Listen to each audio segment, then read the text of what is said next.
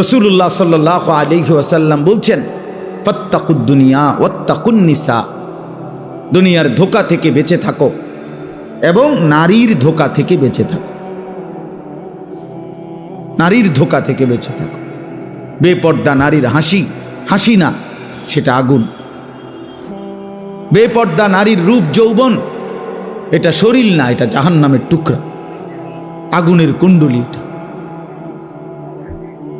সে মূলত হাসে না, সে আগুন জ্বালায়। সে নিজেকেও বরবাদ করে, যুবককেও বরবাদ করে। আল্লাহ আমাদেরকে বুঝ দান করেন। এজন্য বলতেছিলাম, আমরা মেহেরবানি করে কোরআনুল কারীমের মধ্যে এই তিনটা বিষয় আল্লাহর প্রতি নিরঙ্কুশ খালেস ঈমান, এটা আল্লাহ কোরআনে বুঝাইতে চাইছেন। রাসূলুল্লাহ সাল্লাল্লাহু আলাইহি ওয়াসাল্লামের সুন্নাতের জিন্দেগীর শতভাগ অনুসরণ, রিসালাত, এটা আল্লাহ বুঝাইছেন। আর হলো আখিরাত। এই যে কোরআনের যত কথা, রসুলের যত কথা, ইসলামের যত কথা, এই যে যুগ যুগ ধরে ওলামায়ে কেরাম যা বলতেছে ভাই, এ সবটার ফিকির একটাই, দুনিয়ার ভাত মাছ চাল ডাল, দুনিয়া চলা এর জন্য না, শুধুই আখিরাতের জন্য। এই মাহফিল, এই ওয়াজ, এই মসজিদ, এই মাদ্রাসা, এই দিন, এই কোরআন হাদিসের চর্চা, ওলামায়ে কেরামের এই চিৎকার, আহাজারি, কান্না, চোখের পানি, সব কিছুর ফিকির কি বলেন না? আখিরাত। দুনিয়ার ভাত মাছ চাল ডালের জন্য, স্ত্রী সন্তান, আহার নিদ্রা, ঘুম, পেশাব পায়খানা, যৌন চাহিদা পূরণ, এগুলোর জন্য এই সমস্ত কিছুর কোনো দরকার নেই। এগুলো এমনি এই পৃথিবীর যত সৃষ্টি আল্লাহর, সব এগুলো ভোগ করছে। আল্লাহ তাআলা দুনিয়া মানুষকেও ভোগ করতে দিছে, জানোয়ারকেও ভোগ করতে দিছে। আল্লাহ তাআলা দুনিয়া ইমানদারকেও ভোগ করতে দিছে, নাফরমান, বেঈমান, নাস্তিক, মুরতাদ, যে আল্লাহকে স্বীকারই করেন, আল্লাহ বলতে কিছু নাই, দেয়ার ইজ নো গড। অসংখ্য কাফের বেঈমান এমন আছে যাদের বক্তব্য এটা, দেয়ার ইজ নো গড, ঈশ্বর বলতে কিছু নাই। আমি তো বাংলাদেশে দেখছি, একবার 4টা ছেলে, শিক্ষিত ছেলে, ওদের সাথে আমি কথা বলছি, ওরা আমারে পরিষ্কার বলছে, হুজুর আল্লাহ বলতে কিছু আছে, এটা আমরা মোটেই বিশ্বাস করি না। তাহলে আল্লাহ তাআলা তো এই বেঈমানকেও দুনিয়া ভোগ করতে দিছে না? বলেন, দিচ্ছে।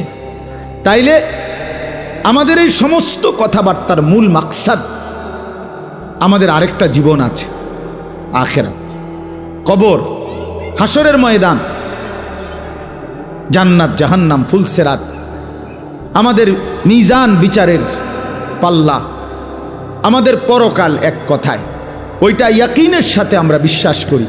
ওয়াবিল আখিরাতে হুম ইউকিনুন, আল্লাহ বলছে তারাই মুমিন যারা আখিরাতকে ইয়াকিনের সাথে বিশ্বাস করে।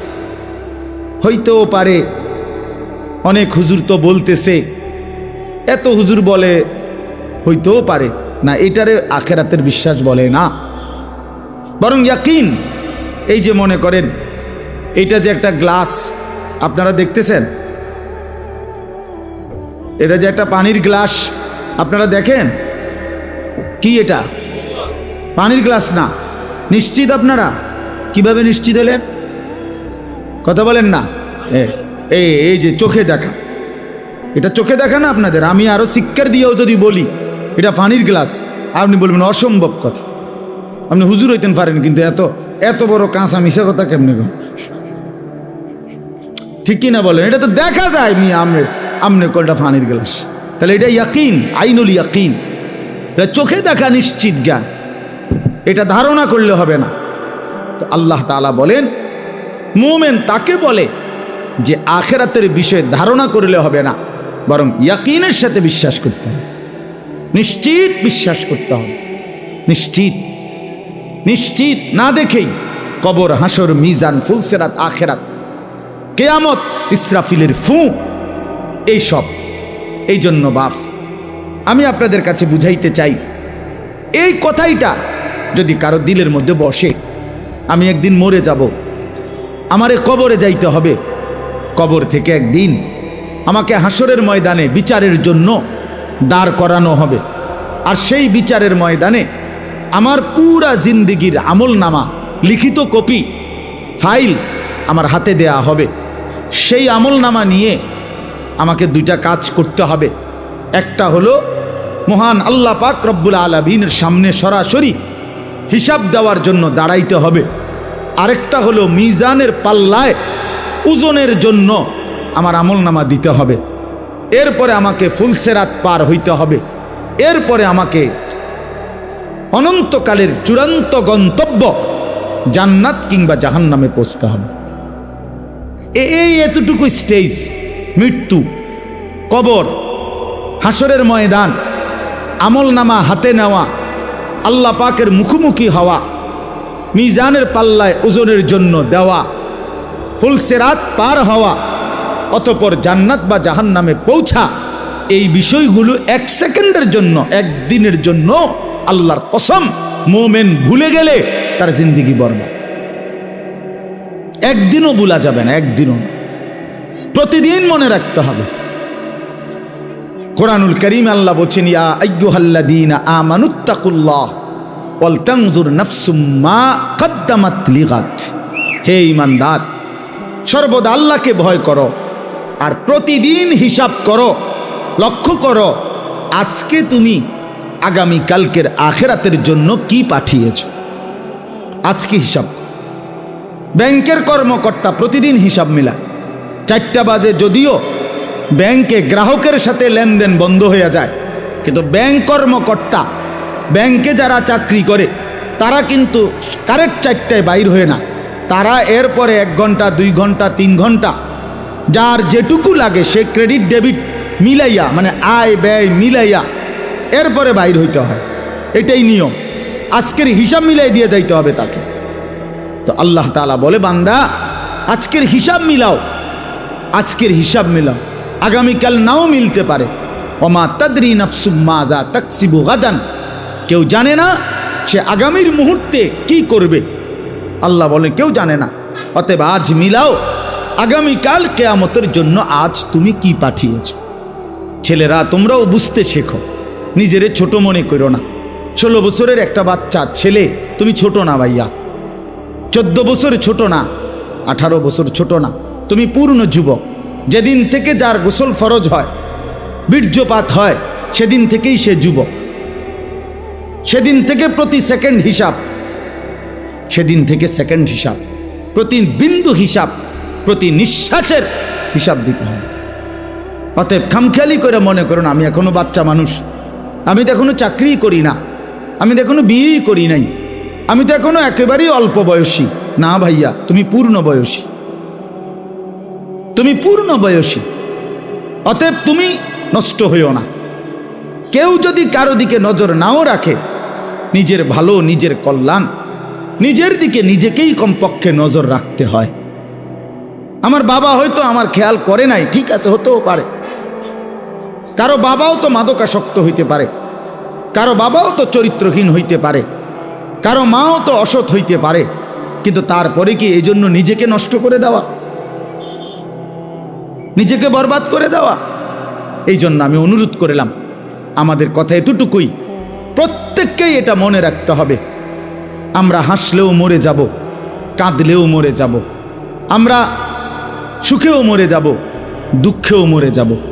রাজপ্রাসাদের ওই অট্টালিকাতে যে থাকে সেও একদিন মরে যাবে, জীর্ণ কুঠিরে যে থাকে সেও একদিন মরে যাবে। অতএব আমাদের যেরকম মৃত্যু হচ্ছে, এই গোটা সৃষ্টি জগতের একদিন মৃত্যু হবে। এটাকেই বলা হয় কিয়ামত। আর এই কিয়ামতের একাধিক নাম আছে কোরআনে। এর মধ্যে একটা নাম হলো আল কারিয়া। এই যে সূরার মধ্যে আল কারিয়াতু মাল কারিয়া, আল্লাহ তাআলা বলেন আল কারিয়া একটি প্রচণ্ড ধ্বনি, প্রচণ্ড করাঘাত, প্রচণ্ড একটি বিকট আওয়াজ, বিকট একটা শব্দ। এইটাকে আল্লাহ তাআলা বলছেন মাল কারিয়া। সেই বিকট শব্দটা কি? ওমা আদরাকা মাল কারিয়া। নবী আপনি জানেন সেই বিকট শব্দটা কি, কেমন হবে? অর্থাৎ এই বিকট শব্দ বলতে আল্লাহ তাআলা কিয়ামতকে বুঝাইছেন। ইসরাফিলের ফু দিলে জমিনের মধ্যে যেটা শুরু হবে। রাস্তায় চলার পথে কত গাড়িয়ে যায়, ট্রাকের চাক্কা যখন ব্রাস্ট হয় তখন কিন্তু বিকট শব্দ হয়। সবাই বোঝে ট্রাকের চাক্কা ব্রাস্ট হইলে আলাদা বোঝা যায় যে কিসের চাক্কা ব্রাস্ট হয়েছে, ট্রাকের চাই, এটার আওয়াজটা একটু কি বেশি আওয়াজ, বেশি আওয়াজ। এই জন্য আল্লাহ তাআলা বলেন, বন্ধু আপনি জানেন সেই বিকট শব্দটা কি?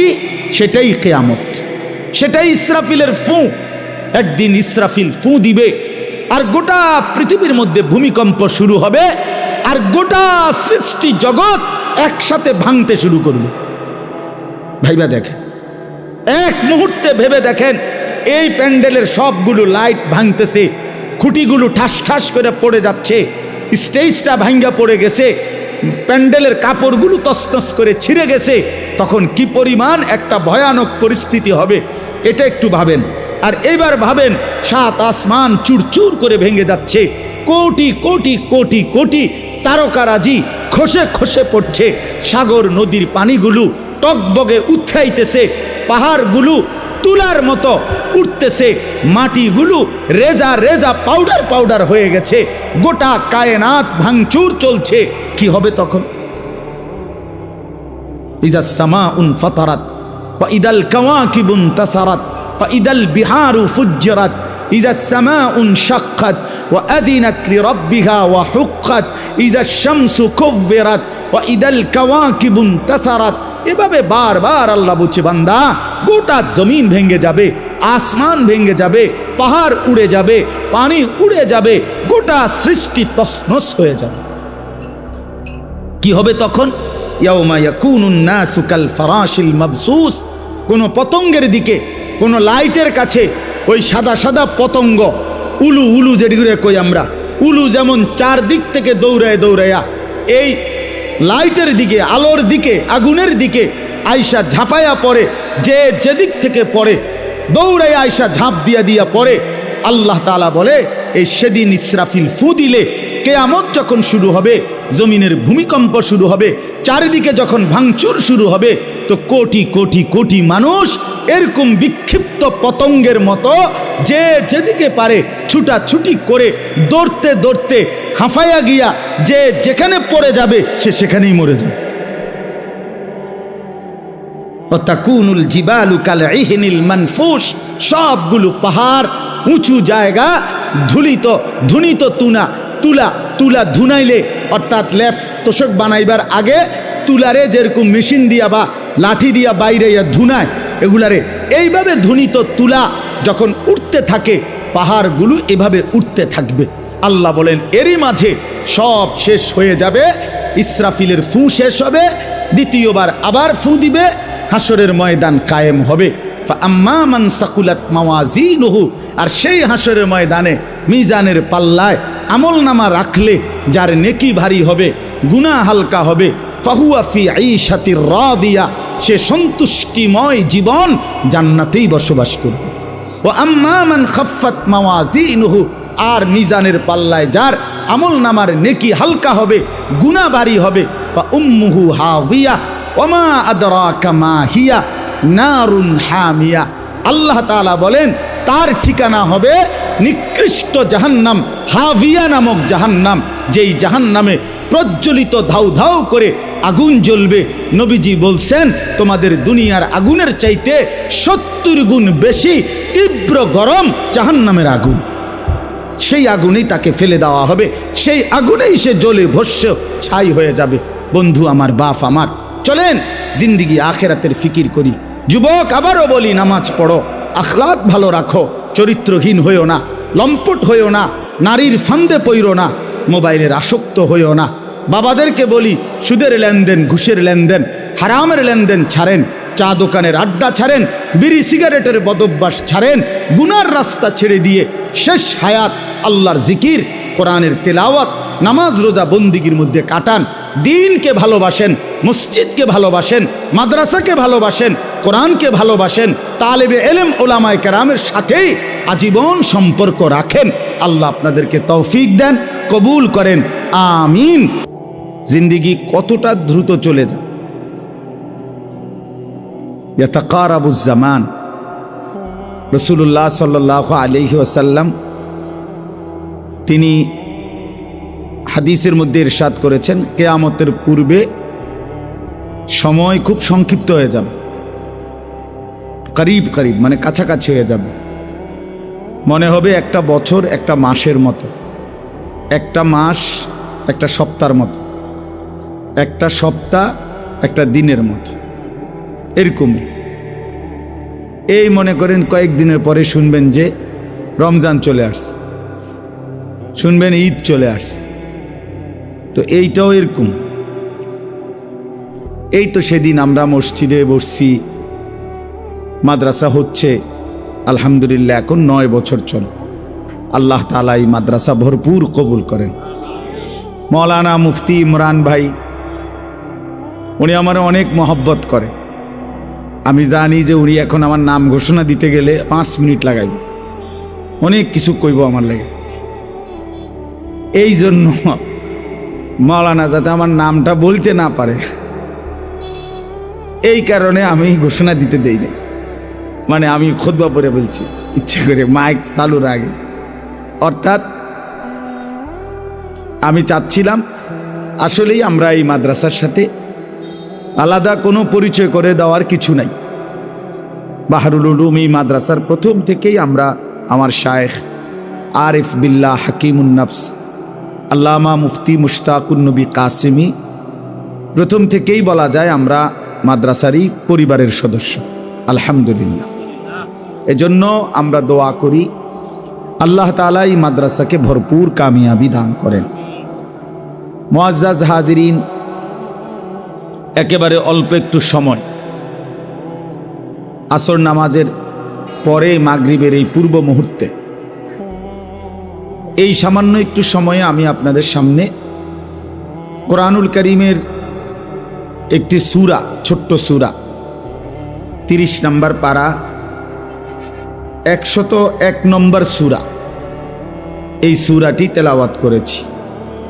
সূরাটির মধ্যে 11টা আয়াত, ছোট্ট ছোট্ট আয়াত, এই যে মাত্র পড়লাম, শুনলেন আপনারা। এই সূরার তরজমা এবং সামান্য কিছু কথা আমরা এই সূরার আলোকে আরজ করতে চাই ইনশাআল্লাহ। উপযুক্ত লম্বা বয়ান, এই মাহফিলে অনেক বুজুর্গ ওলামায়ে কেরাম আসবেন, বয়ান করবেন। বিশেষ করে আমার শায়েখ আসবেন, বয়ান করবেন, এবং আরও অনেক ওলামায়ে কেরাম বয়ান করবেন। এজন্য আপনারা ধারাবাহিকভাবে পুরা বয়ান মনোযোগ দিয়ে শুনবেন। বিশেষ করে নওজোয়ান ছেলেরা, তোমাদেরকে বলি ভাই, কোনো ব্যক্তি বিশেষের জনপ্রিয়তায় বয়ান শুনো না, তাইলে তেমন উল্লেখযোগ্য ফায়দা হবে না। অর্থাৎ এই বক্তা একটু জনপ্রিয়, ওই বক্তা একটু অপরিচিত, এগুলো কোনো বিষয় না। বিষয় তো হেদায়েত বিষয়, নিজের জীবনের পরিবর্তন মূল বিষয়। এটা আসলে আমরা অনেক সময় বুঝি না। নিজের পরিবর্তন দরকার, আর পরিবর্তন কোরআন সুন্নাত থেকে হয়। কোরআনুল কারীমে আল্লাহ তাআলা বলছেন, যালিকা হুদাল্লাহ ইয়াহদি বিহি মান ইয়াশা। আল্লাহ তাআলা বলেন, এই কোরআনই হচ্ছে আমি আল্লাহর পক্ষ থেকে হেদায়েত।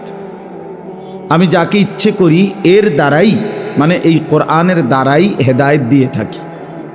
তাহলে কোনো ব্যক্তির দ্বারা না, এখানে কোরআনের দ্বারা আল্লাহ তাআলা তিনি ইচ্ছে করলে হেদায়েত দিয়ে থাকেন। এজন্য কোনো ব্যক্তি বিশেষের মূল না, বরং আল্লাহর কোরআন, রসুলের সুন্নাহ। এজন্য সমস্ত ওলামায়ে কেরাম এখানে সকলেই উপযুক্ত আলেমদের নাম বয়ান করবে। আপনাদের সবার কাছে অনুরোধ, কষ্ট করে যারা নিয়ত করে আসছেন, নওজোয়ান ছেলেরা, বাবারা, ভাইরা, সবাই পুরা বয়ান মনোযোগ দিয়ে শুনবেন। একটা মাহফিলের ইন্তজাম করতে অনেক পেরেশানি করতে হয়। এই মাহফিল, এই প্যান্ডেল, এই পোস্টার, মাইক, হ্যান্ডবিল, প্রচার প্রচারণা, ওলামা। আমার মাদ্রাসায় আগামী 14 তারিখ মাহফিল। আমার যে ছোট্ট মাদ্রাসা কুমিল্লা ক্যান্টনমেন্ট ময়নামতি সাহেবের বাজার, প্রতি মাসের 2য় শনিবার মাসিক মাহফিল হয়। তো এইটাই বছর শেষে এই মাসের 2য় শনিবার, আগামী শনিবার সেটা একটু বড় করে আমরা বাইরে প্যান্ডেল আকারে করব। এখন দেখা গেছে আজকে প্রায় 20 দিনের মতো হবে, ওস্তাদরা অর্ধেক ছাত্রদেরকে পড়ায় আর বাকি অর্ধেক মাহফিলের কাজ করে। কি কাজ যে করে আমি এটা বুঝি না, কিন্তু কাজেই করতেছে শুধু। আজকেও মাদ্রাসায় গেছি, দেখি ওস্তাদরা ব্যস্ত, সবাই কষ্ট করতেছে, ছাত্ররা, বড় বড় ছেলেরা। তাহলে বোঝা গেল একটা মাহফিল অনেক দিন কষ্ট করতে হয়, অনেক পেরেশানি, অনেক কিছু, অনেক ঝামেলা। এই সব কিছু কষ্ট করে ইন্তেজামের মাকসাদ আল্লাহর বান্দাদা কিছু কথা শোনা, জীবনের জন্য কিছু সবক খোরাক নেওয়া, নিজের আখেরাত, নিজের ভালো, নিজের কল্যাণ, মানুষের কল্যাণ, এটা কামনা করে। তো সেটা যদি শুধু কেবল মাহফিলের দিন কয়টা বুট, বাদাম, চটপটি, হ্যাঁ, এই সমস্ত সামান্য ফুটকা, বেলুন, এই ফালতু কাজের মধ্যে এত কষ্টের আয়োজন যদি শেষ হয়ে যায়, তার চাইতে বড় আফসুস, দুর্ভাগ্য আর কিছুই হইতে পারে না। ইদানিং কালে এটা খুব বেশি ভাই, আমার খুব আফসুস মনে হয়। যাহা 2 লাখ 5 লাখ টাকার মাহফিল, কিন্তু কিছু বুট বাদামওয়ালা শেষ করে দেয়, কিছু চটপুটিওয়ালা শেষ করে দেয়। ওরা এই পরিমাণ দোকানপাট বসে, এই পরিমাণ ওরা মুসলমানের বাচ্চাদেরকে আটকায় রাখে, ব্যস্ত রাখে। বাচ্চাগুলো আল্লাহর কোরআন শুনতে পায়, কদ্দুর শোনে, কদ্দুর হাঁটে, কারো একটু সুর ভাল লাগলে দৌড় দিয়ে আসে, কারোর একটু জোরে আওয়াজ শুনছে যে স্লোগান দিছে, হ্যাঁ মনে মনে গরম পরিস্থিতি, তো আবার দৌড়ায় আসে, আবার দৌড় দেওয়া জায়গা। তো এই তামাশা করলে তো আর জিন্দিগি বদলায় না, জীবন পরিবর্তন হয় না। মনোযোগ দিয়ে আল্লাহর কথা শুনতে হয়, লম্বা সময় ধরে শুনতে হয়। এক কথায় দিল নরম হয় না, এক শব্দে বদলায় না, হয়তো শুনতে শুনতে শুনতে শুনতে একদিন আল্লাহ তাআলা জিন্দিগি বদলায় দেয়।